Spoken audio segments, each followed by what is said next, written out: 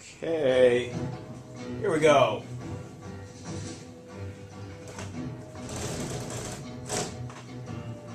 All right, snow dares. We're not going to get behind. I promised you that we're going to finish this class on April 30th. And snow days will not stop that progress. So, new unit. We have started now. 5 topics. Again, 2 chapters. We're going to be doing multiple chapters this semester. You guys can do it. You did it on the first test. You all did very well. It's going to be 2 chapters. Sometimes a little bit more. Mainly 2 chapters a unit so we can get to April 30th. Have 2 weeks to review. So, this is basically a unit from the 1870s up until the end of World War I. And then the next unit will be about World War I and the post-war world. And we start today with this. This is coal.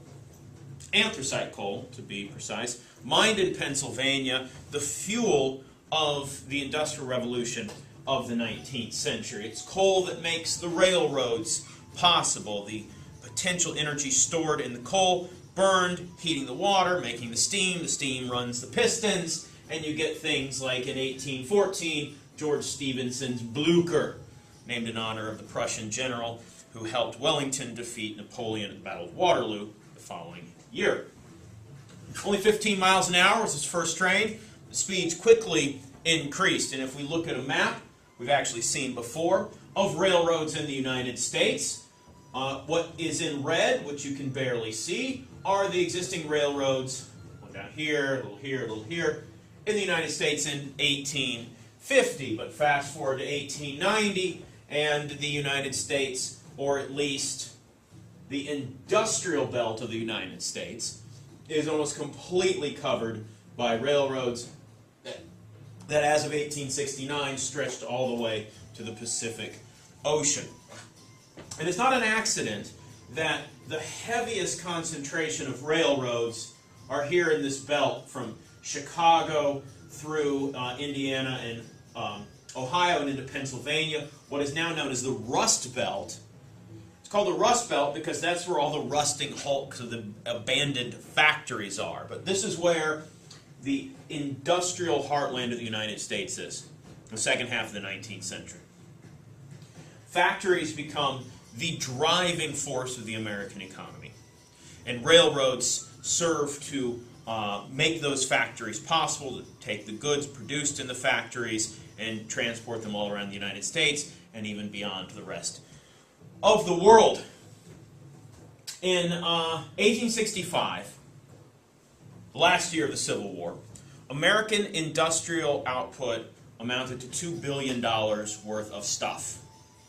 Fast forward to the end of the 19th century, an American industrial output accounts for $13 billion. By the end of the 19th century, the United States has surpassed England as the preeminent manufacturing power in the world. Part of this is a simple demographic question. There are many more people that live in the United States than live in England. Even though England had a head start in industrialization, the United States surpasses the European industries such as England and Germany by the year 1900. And this industrialization will have its discontents, if you will. And in 1927, a German filmmaker named Fritz Lang produced, you could argue, the first work of science fiction, but also a critique of the factory system.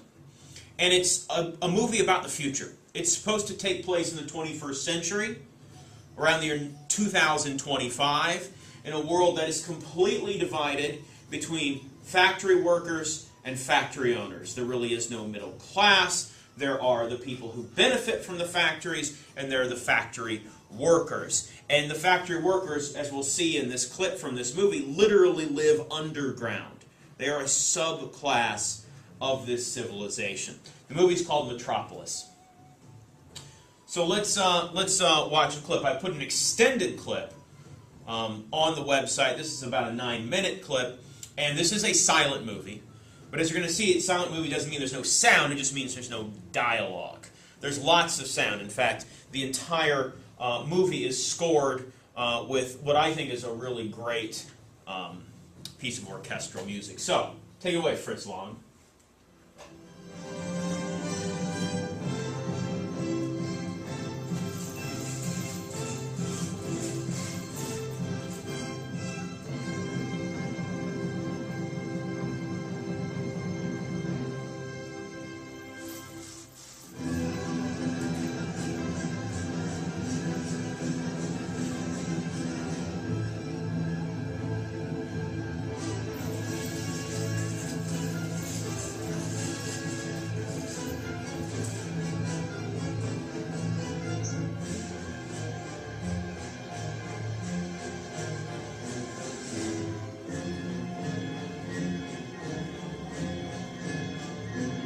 Ten-hour clock, metric time. For those of you who took AP European history, you'll recall that during the French Revolution, they attempted to make a 10-hour day in 100-minute hours, and it failed miserably.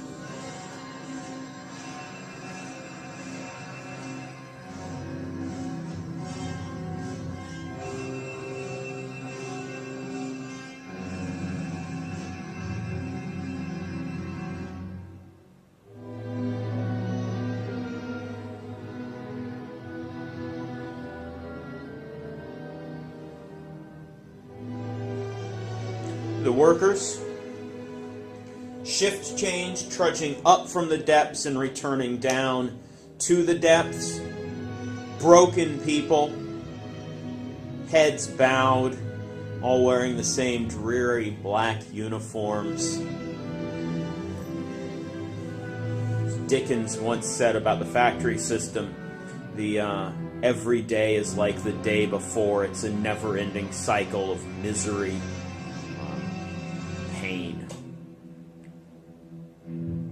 Great music in this movie. Fantastic music in this movie.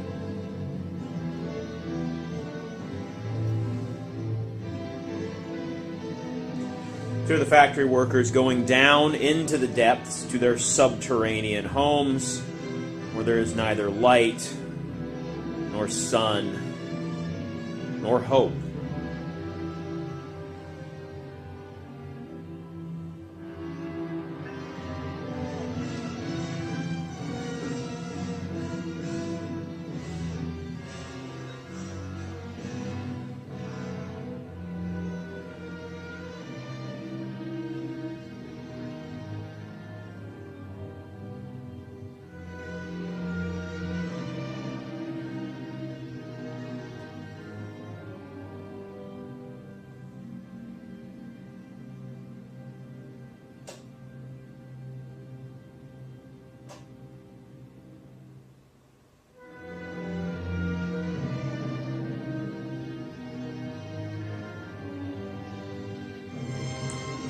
Here's the workers' city. Large apartment tenements, all the same, all soul-crushingly alike.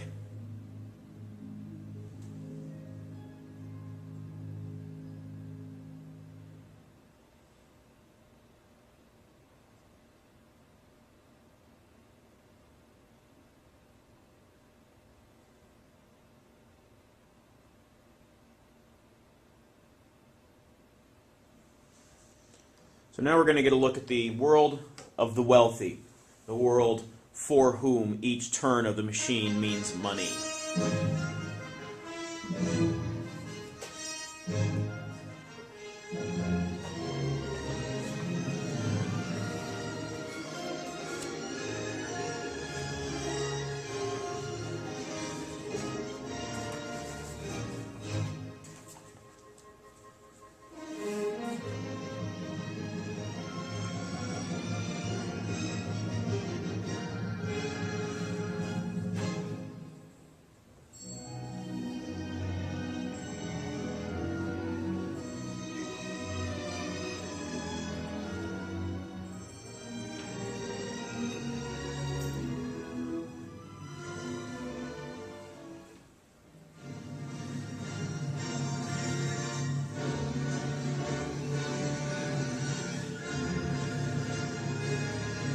So there's the Great Metropolis of 100 years in the future.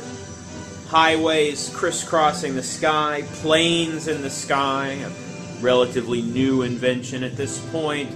Automobiles everywhere again, with the exception of the Model T, a fairly uncommon sight, especially in European cities. Anyways, a very prescient view of the future. The great industrial metropolis with its skyscrapers stretching into the skies. And here is the mastermind of the city.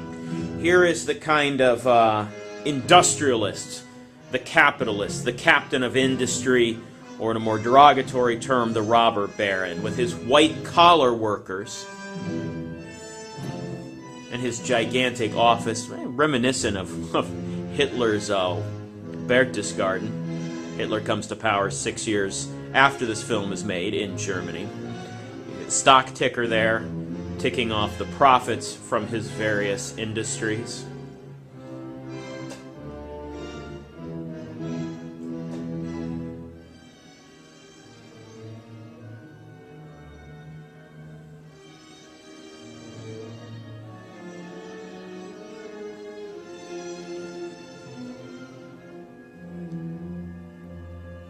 Here's his son, who has just wandered down into the factory halls of the city and has seen a bad industrial accident in which several workers are killed, but the workers are carted off and the work of the machine goes on. And this kid is now, his mind's been blown. He didn't know that this world even existed, and he's very upset by what he's seen, and he's come to talk to his father.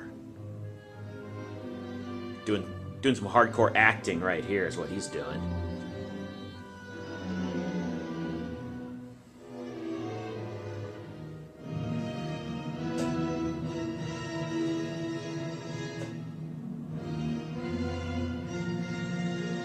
He's telling his father's lackey about the industrial accident and all the death he's seen, and Dad seems perturbed that his loser son has shown up.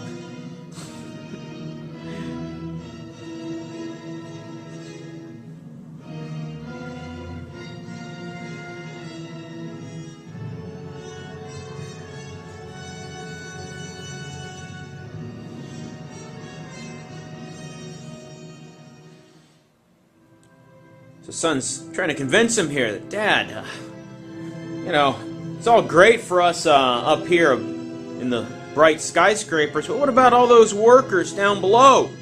What about them? Shouldn't they take part in this bounty?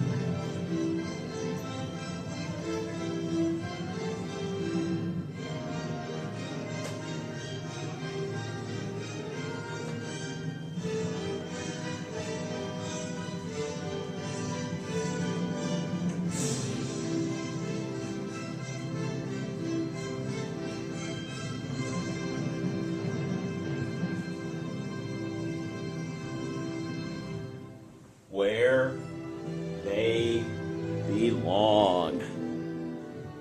Dad is hardcore.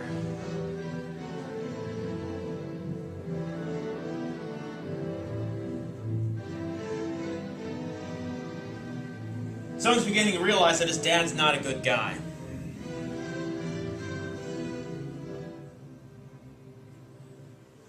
So now, the extended clip that's on the actual movie's 2 hours and 40 minutes long. It's really long.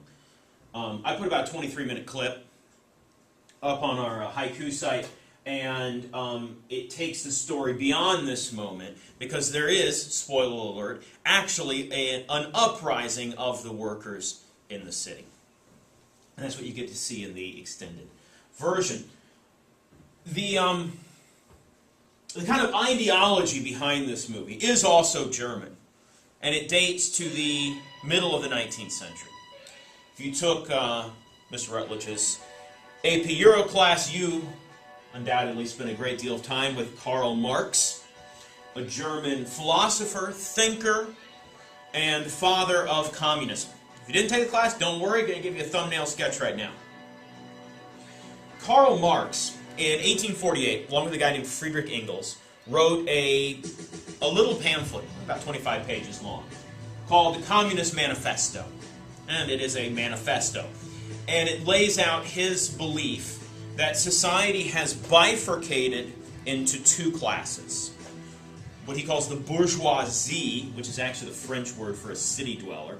This is to mean the factory owners. And the proletariat. That is to say, the people that work in the factories. And he argues that a war is coming between these two classes. And that workers in all countries have more in common with each other than they do with their factory owners. That workers in Germany should band together with workers in France and workers in England, because though they are nationally different, and in some cases have ancient grudges against each other, like the English and the French, or the French and the Germans, that they should let go of those grudges. And that they should unite in an international workers' organization. He ends his manifesto with the stirring line, "Workers of the world unite."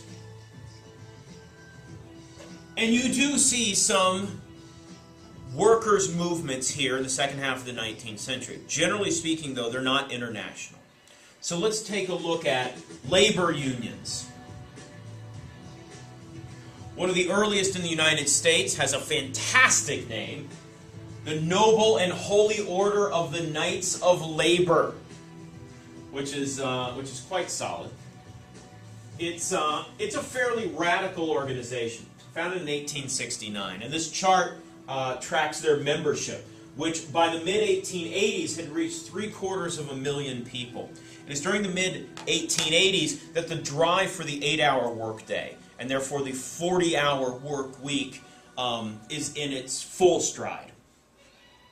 Now, the Knights of Labor, as they're generally known, you don't have to write out the Noble and Holy Order of the Knights of Labor. Knights of Labor suffices.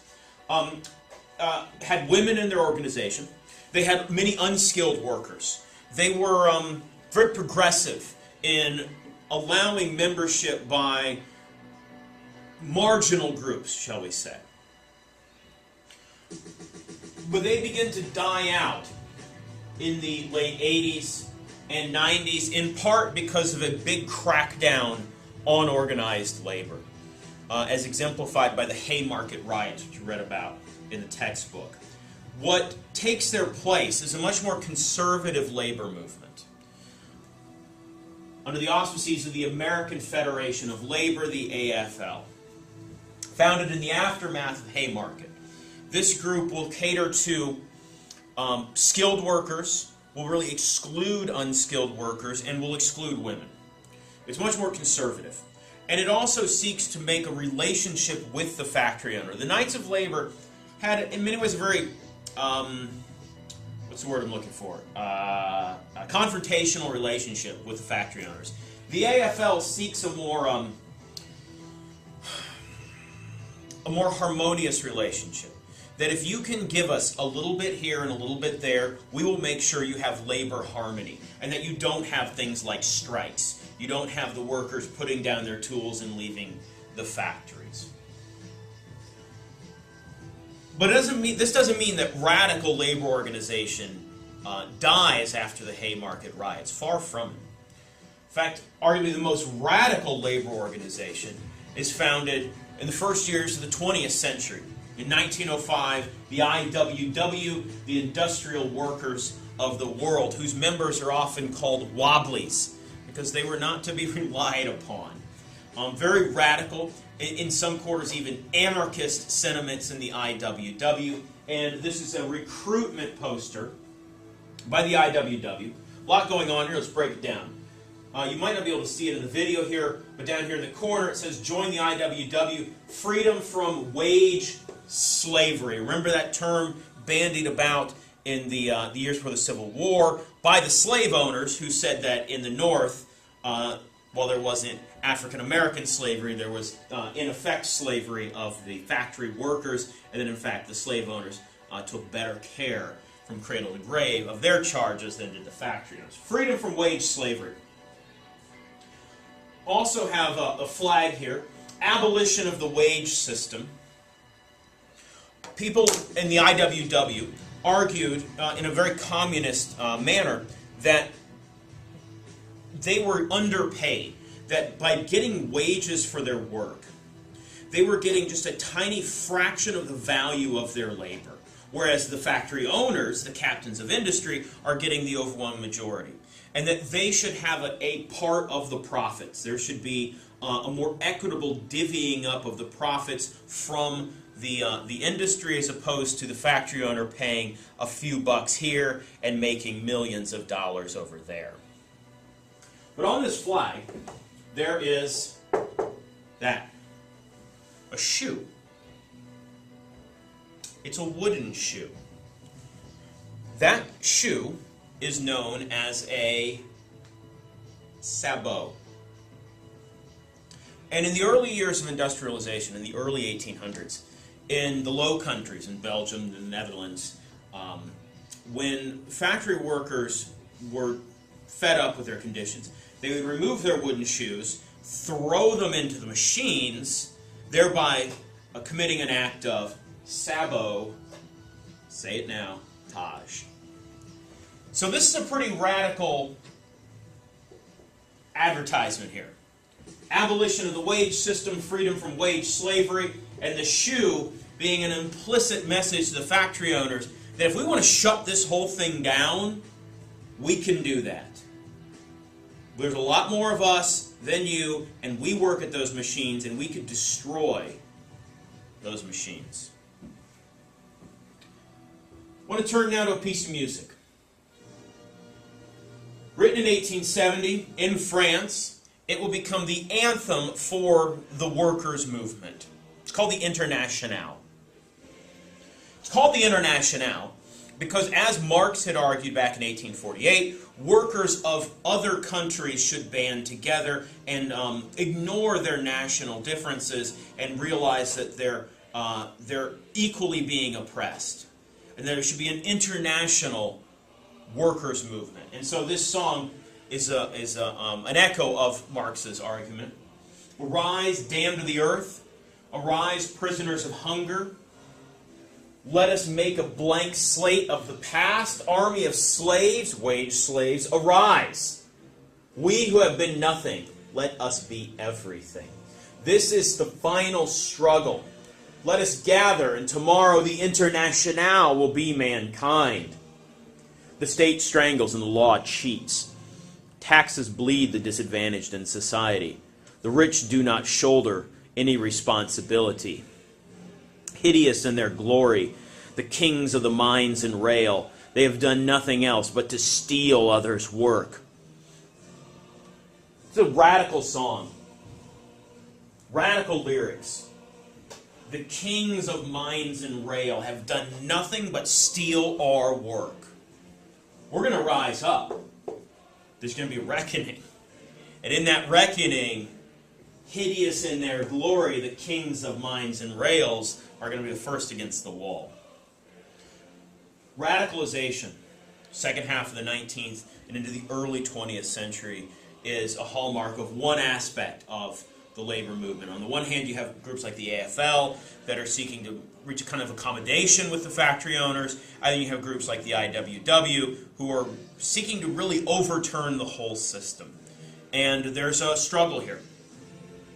A struggle that in some ways exists to the present day. Most of these factories are in cities. Cities like New York. In fact, New York City produces in its factories 1/3 of the industrial output of the United States in the second half of the 19th century. These cities are unlike anything that's ever really existed before. There's a preview of them in places like Manchester and Birmingham in England, but in the United States they've become much, much, much larger. By 1890, 1 out of 3 Americans lives in a city. This is a stunning increase in the urban population. From before the Civil War, when maybe 3 or 4% of Americans lived in a city, by 1890 it's 33%. Not only that, there are 11 cities with a population of more than 250,000. And some cities, like New York, have 3, 4, 5 million people. A lot of that, as we're going to see, fueled by immigration. The immigrants that come in the 1870s, 80s, and 90s, and into the 20th century, dwarf the numbers that came before the Civil War, the Irish and the Germans. Huge, enormous numbers from Europe. Millions upon millions, and most will end up in cities like New York. So we've got two pieces of primary source evidence here. We've got a document from 1884 from the Massachusetts Bureau of Statistics and Labor, and we have a report by George Waring on sanitary conditions in New York from about a decade later. And what we see in both of these documents, starting with the Massachusetts Bureau of Statistics of Labor, is the overcrowding in these cities, the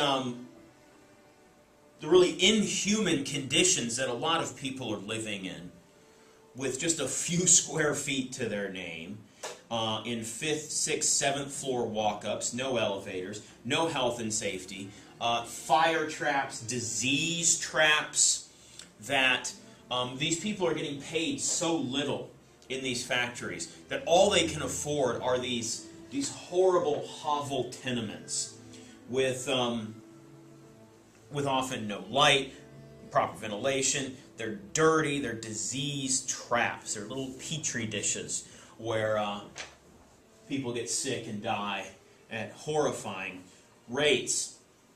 But there is an attempt to do something about it. And so then if we look at George Waring's report, George Waring is the sanitation commissioner in New York City in the 1890s. A recognition that there is a problem. If we look at a street scene from the Lower East Side in Manhattan, you can see what he's talking about here. It's chaos. It's absolute chaos. What he attempts to do in the 1890s is to clean it up. And he's making an argument here that will be made in the second half of the 20th century. It's sometimes known as the broken window theory. That if you are in a neighborhood that has broken windows in the houses, that there's a kind of snowball effect. People begin to not care about the upkeep of their own place, and things spiral out of control. But if you can drive through neighborhoods in economically depressed cities like Detroit, and there's a correlation between broken windows, vandalism, and the overall crime rate and poverty rate. And what he's arguing here is that New York is now thoroughly clean in every part. The empty vehicles, all these carts, are gone. Clean streets means much more than the casual observer is apt to think. It has justly been said that cleanliness is catching, and clean streets are leading to clean hallways and staircases and cleaner living rooms. Mud is not tracked from the streets onto the sidewalks and thence into the houses. That, though germ theory is still kind of iffy, a lot of people, there is a recognition here that the filthiness of these cities is a problem, and something needs to be done about it. And George Waring is part of a movement to clean up these cities. One of the means to do this is to introduce electric trolleys. A lot of the dirtiness in the cities comes from horse manure. You have tens, if not hundreds of thousands of horses. Horses defecate like nobody's business.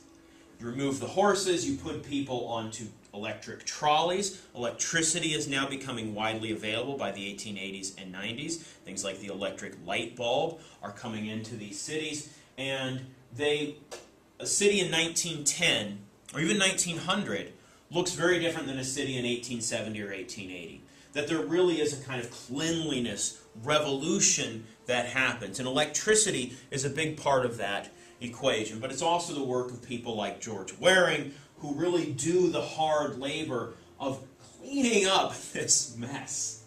But he's not the only one who's a crusader to improve the lot of the average person.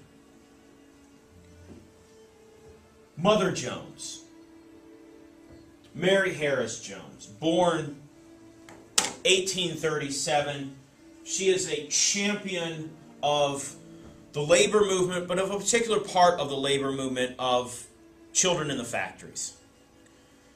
Why would a factory owner want to hire a child? Well, there's a couple of reasons. One, they have little hands and they can get into machines and get into areas that adults can't get into. Two, you don't have to pay them as much.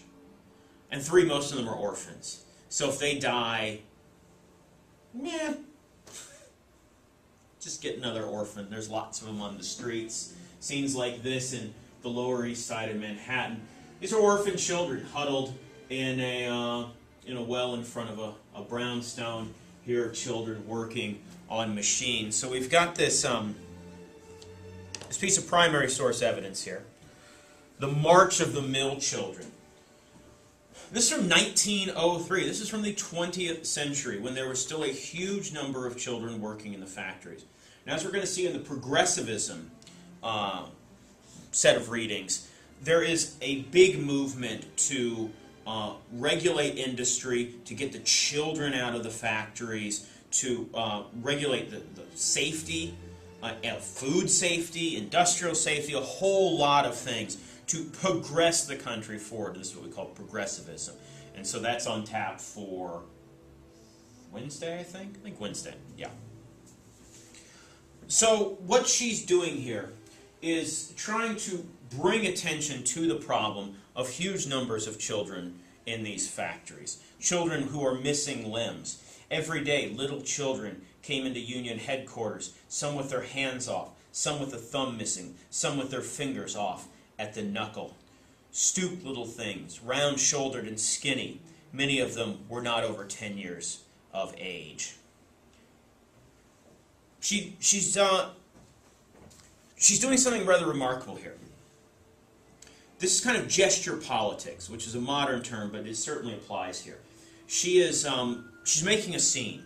She's making a scene that's hard to ignore. She's got this army of tens of thousands of children with her going from city to city, and it's a sight that elicits a great deal of sympathy. And how do you tell a bunch of children who maybe are missing fingers and limbs and hands that to buzz off? This is Mother Jones, Mary Harris Jones, very cagey. And she plays these politicians and these police commissioners in these cities like a fiddle. It's an impressive thing to see here.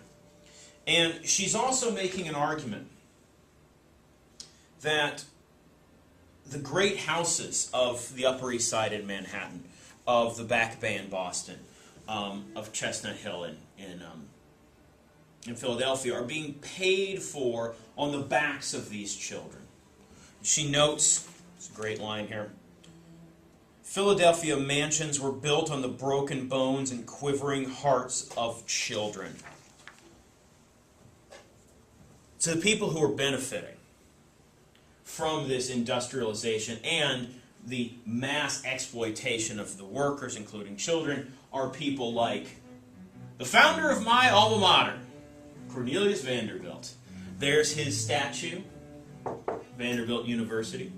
He gave $1 million at the end of his life to found a university in Nashville as part of the rebuilding effort of the South. He himself is a Northerner.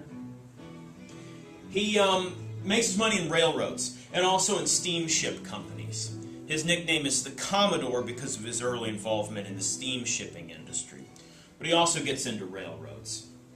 And he's got a summer cottage in Newport, Rhode Island, and this is talked about in the textbook.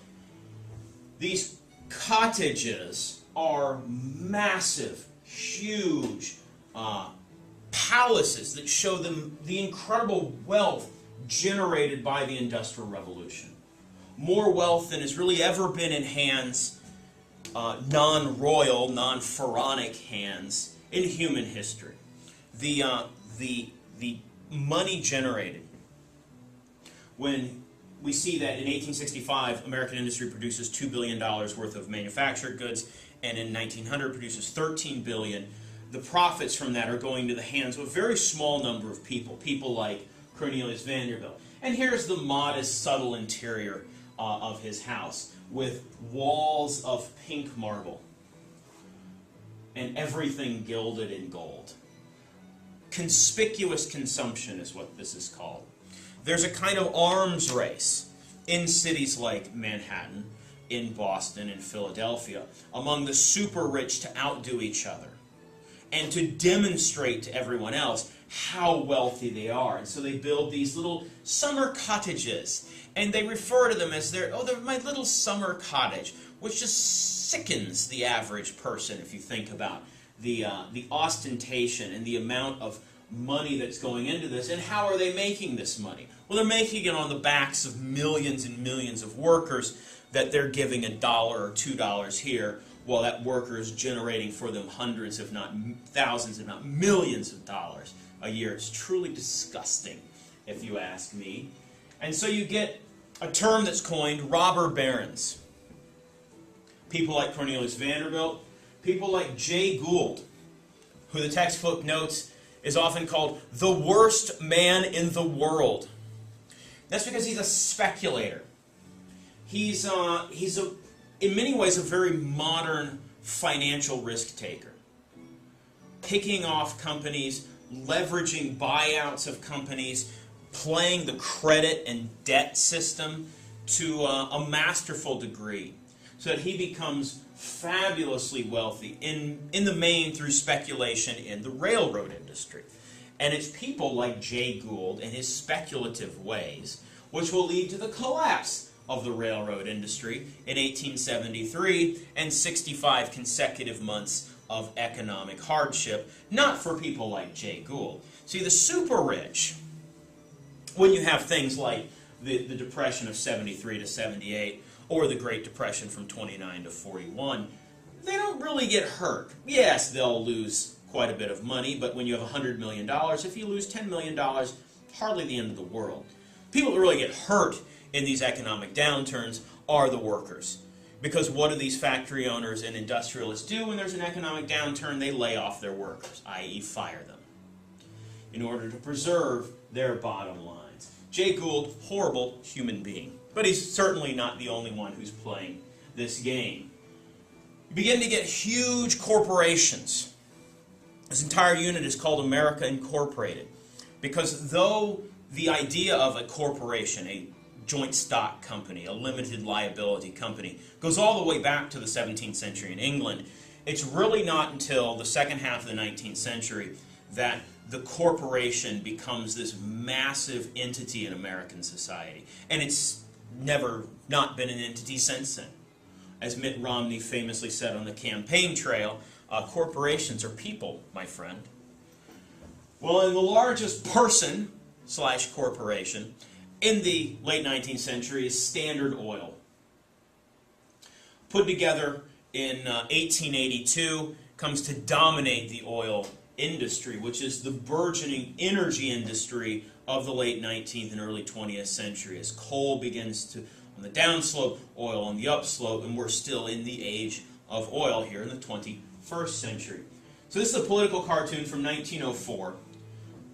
And you have this big oil tank labeled Standard Oil, and it's this octopus which is reaching out and grabbing the U.S. Congress, grabbing a state house, grabbing or reaching towards the White House, destroying everything in its path. And the man in charge of Standard Oil is arguably the richest man in U.S. history, probably has more wealth as a percentage of the entire wealth of the United States than anybody before or since.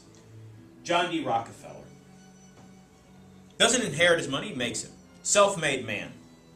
And he is the master of two types of integration. Vertical and horizontal integration. What do they mean? Vertical integration is buying up and controlling all the aspects of the supply chain. So in his case, in the oil business, he's also going to buy railroads to transport that oil, refineries to turn that oil into other petroleum products. Horizontal integration would be buying up other oil companies, which he also does. Standard Oil becomes this vertically and horizontally integrated giant. And by the late 19th century controls 90% of oil production in the United States. It becomes so overbearing and powerful that it will result in a landmark piece of legislation that we're going to talk more about in the progressivism unit, and that is the Sherman Antitrust Act of 1890. Attempts to break up these large corporations that dominate an entire industry like Standard Oil. And the Sherman Antitrust Act is actually in the news these days because of a bid by Comcast and Time Warner Cable to merge into a single company that would control over 1/3 of all cable and internet access in the United States. God willing, that won't happen. If it does happen, it bodes very badly for the future. This is anti-monopoly. A trust is like a monopoly, controlling an entire industry. And if you control an entire industry, you can charge whatever you want, because where else are you going to go get oil but from Standard Oil? They're the only game in town. John D. Rockefeller becomes fantastically, phenomenally, disgustingly wealthy in the oil industry. You also get thinkers who are looking at this brave new world and trying to describe it. Guys with some pretty impressive facial hair, like Herbert Spencer. Herbert Spencer is most commonly associated with the ideology of social Darwinism. Darwin, Charles Darwin, for which this term is named, had forwarded a theory of the evolution of species back in the 1840s and 1850s, and said that species develop by a process of survival of the fittest. That ideal traits get passed down through regeneration and reproduction, and less ideal traits get kind of weeded out of the gene pool. And that the stronger animals will survive, they will procreate more, and that the species as a whole becomes stronger because of this thumbnail sketch of evolution. It's theory of evolution. Social Darwinism takes that idea from the animal kingdom and places it on the world of humanity, and says that people like John D. Rockefeller, people like Jay Gould, people like Cornelius Vanderbilt, have reached their positions because they try harder. They're better. And that the people who work in the factories, the people at the lowest rungs of society, well, they must be somehow inferior. Because this is America, and everybody can eventually become president, and everybody can rise to the top. Why have some people done it like Rockefeller and others haven't? Well, it's because the Rockefellers of the world are tougher, they're better, they're stronger, they're smarter, and they have conquered their weaker fellow human beings. This is a very dangerous ideology, because it will play into things like Nazi ideology in the 1930s and 1940s.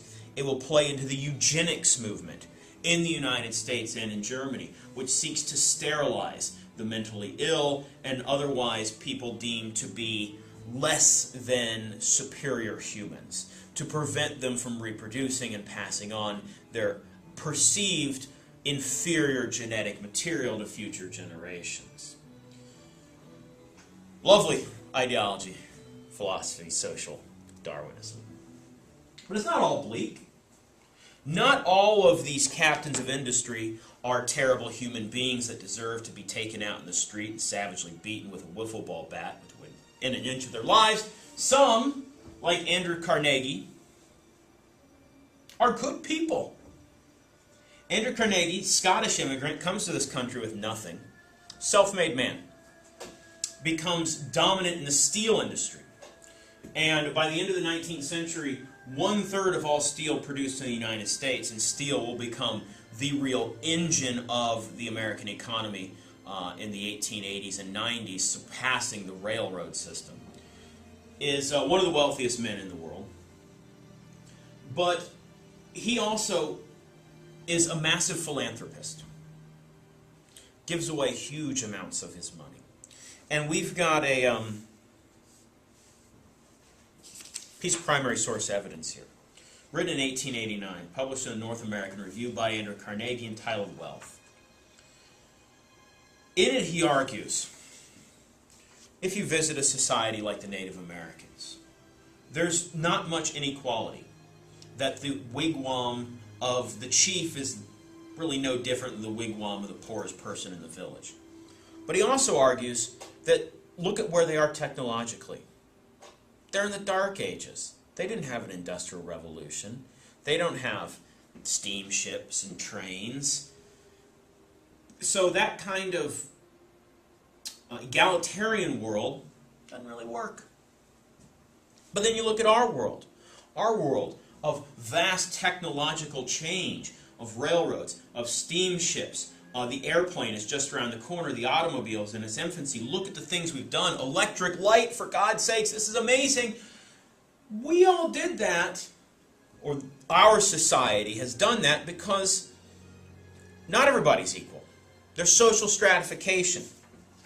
As he writes, much better this great irregularity than universal squalor. That think of all the benefits for society that have been born of inequality, in so many words. But he also says, and he puts this into practice, with great wealth comes great responsibility. And he will donate tens of millions, in today's terms, billions of dollars, to cultural funds, for the building of libraries and theaters, as a way to give back to society. And he's really the model of the philanthropic billionaire. Bill Gates today, Warren Buffett are very much following in Carnegie's footsteps. Bill Gates has given away a huge amount of money, probably the better part of his fortune, through things like the Gates Foundation. If you want to change the world, don't go into government. That's a waste of time. Go work for a group like the Gates Foundation or the Clinton Global Initiative. That you can actually make a difference. And that idea of giving back to society really begins here with people like Andrew Carnegie. Last thing I want to talk about today is the retail revolution. Buying stuff. We live in a world where we largely value ourselves and our happiness by what stuff we have. And that process doesn't necessarily begin in the second half of the 19th century, but it accelerates in the second half of the 19th century and becomes what it will become in the 20th and 21st centuries. You can argue it goes back to the 17th century, but the graph kind of putters along in the 1600s and 1700s, and the 1800s begins to just shoot up. It's a result of the Industrial Revolution. In 1860, the year before the Civil War starts, Americans bought $8 million of stuff, retail products, stuff in stores, for example. By 1900, Americans were buying $102 million of stuff every year. So just as industrial output of the United States increased sixfold in the decades after the Civil War, the amount of money spent on stuff by Americans increases by a factor of what? Almost 12? 10, 13? Sorry, almost 13-fold increase to over $100 million. Where are they buying this stuff, you ask? Good question. They're buying it at huge department stores. The mom-and-pop shop system of commerce doesn't cease to exist, but you get alongside it these massive temples of retail products known as department stores, because they have departments where you buy various things. And one of the first and greatest and largest, and one you can still go to today, is in Chicago, Marshall Field's. Chicago is this kind of laboratory of the brave new world. Chicago is a city that really doesn't exist before the railroads in the 1840s and 50s, but by the 1860s and 70s is one of the largest cities in the country. It's really the hub of the American industrial system. And so you get department stores like Marshall Fields, you get Macy's in New York City, Filene's in Boston. And this is where the forerunner of the shopping mall and of mass consumption of stuff by Americans. But there's also a new way to shop. At the end of the 19th century, made possible by the railroads and internal transportation improvements, and that is mail order catalogs, the kind of precursor to online shopping. Sears, Roebuck and Company, founded also, not coincidentally, in Chicago, in 1893, makes it possible for anyone in the country. So you live out in Nebraska. Well, you're not going to go to Marshall Fields. But this catalog's going to come in the mail, and you can buy almost anything in this catalog. You send your money off, a few weeks later, that thing appears on your doorstep. It's like magic. And it really is the grandparent of online shopping, just in a slower medium, using the postal service instead of electrons. Same idea, though. And this and the department stores and the massively increasing urban population will fuel this boom in retail spending. And today, the American economy is not based upon industry. It's based upon Americans buying stuff. For example, during World War II, Americans were told, look, we're fighting an all-out war. We need to convert all of our factories to war production. That means you need to stop buying frivolous things. And there's a great PSA of sorts, in which Betty Davis is playing a mother of children whose father is off fighting the war. And for Christmas, they get war bonds. They essentially get these loans to the government that the government will pay back with interest when the war is over. And the kids say, well, I wanted a bicycle, or I wanted a train or something. And the mother says, yeah, we could afford that. I could have gotten you the war bonds and the bicycle, but somebody'd have to make that bicycle. And that person could be making bombs to kill Germans. Fast forward to the days after 9/11. We as Americans were told, hey, why don't you just go to the shopping mall and buy something? Keep fueling the economy, because our economy now is entirely based on retail sales. If we all stopped buying PlayStations and Xboxes and all the other nonsense of the modern world, the American economy would actually collapse. And the process, the road to this current economic reality begins here in the last decades of the 19th century. So, on Monday, we will not have missed a day. We will talk about government and govern. On Wednesday, we'll talk about the imperial American world of the turn of the 20th century, with things like the Spanish-American War. Then on Friday, it's progressivism. We'll come back to things like the Sherman Antitrust Act. And then on... did I mess those dates up? I feel like I messed the dates up. Oh, wait, no. Monday, Tuesday, Wednesday, Friday. Okay, I didn't mess the dates. Sorry. We'll talk about the groups in society who are really not taking part in this vast increase in wealth. The immigrant population, the African American population, and also 50% of the population known as women. So, I want you to read pages 684 to 700 for Monday, and this is 2 chapters.